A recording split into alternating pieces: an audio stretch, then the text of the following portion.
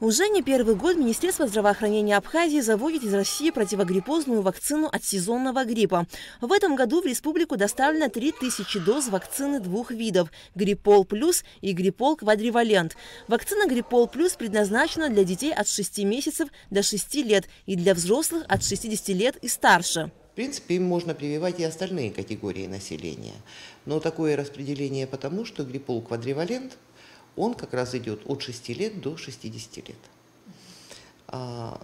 Гриппол Квадривалент содержит 4 вирусных штамма. Гриппол Плюс содержит 3 вирусных штамма. То есть он более мягко переносится, и поэтому вот такое распределение по категориям населения. Вакцины Гриппол Плюс и Гриппол Квадривалент формируют высокий специфический иммунитет от разных типов вирусов. После вакцинации антитела появляются через 14 дней. Иммунитет сохраняется до 12 месяцев, в том числе и у пожилых людей. Вакцинация особенно показана лицам с высоким риском возникновения осложнений в случае заболевания гриппом, часто болеющим ОРЗ, страдающим хроническими соматическими заболеваниями, в том числе болезнями и пороками развития центрально-нервной, сердечно-сосудистой и бронхолегочной систем, бронхиальной астмой, хроническими заболеваниями почек и так далее. На прививку нужно приходить абсолютно здоровым от респираторных заболеваний. То есть не должно быть температуры, не должно быть кашля, не должно быть насморка. У аллергиков не должно быть проявления сезонной аллергии. Кому запрещено? Это людям, имеющим аллергию на куриный белок. Потому что вирусы для производства вакцины выращиваются на куриных эмбрионах. И в вакцине может содержаться какое-то количество куриного белка.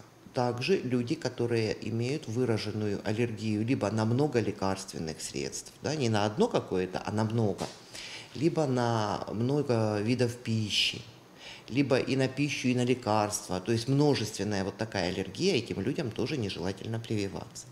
По остальным случаям, в случае каких-то хронических заболеваний, нужно обсудить этот вопрос со своим лечащим врачом. Распределять вакцину по городам и районам будет Министерство здравоохранения. Если в этом году будет хорошая активность вакцинации, то будет приобретена дополнительная партия препаратов.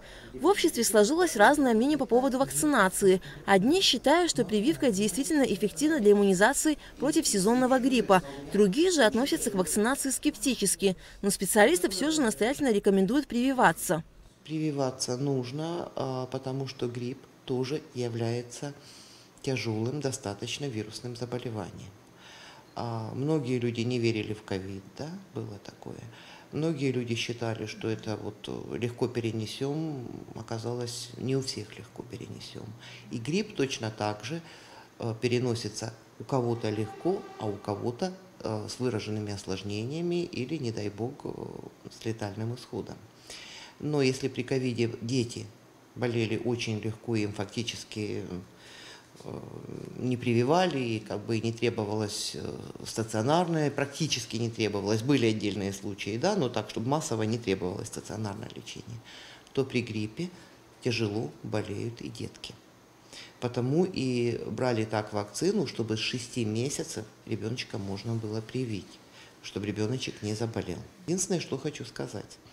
Для выработки иммунитета требуется 14 дней.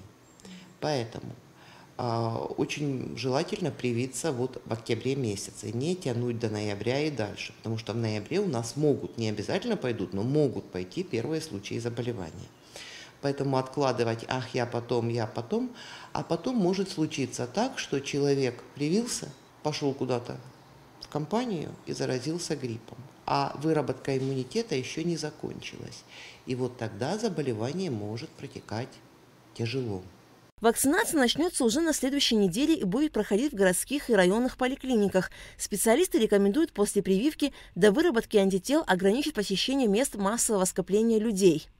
Алика Трапш, Михаил Братухин, Абхазское телевидение.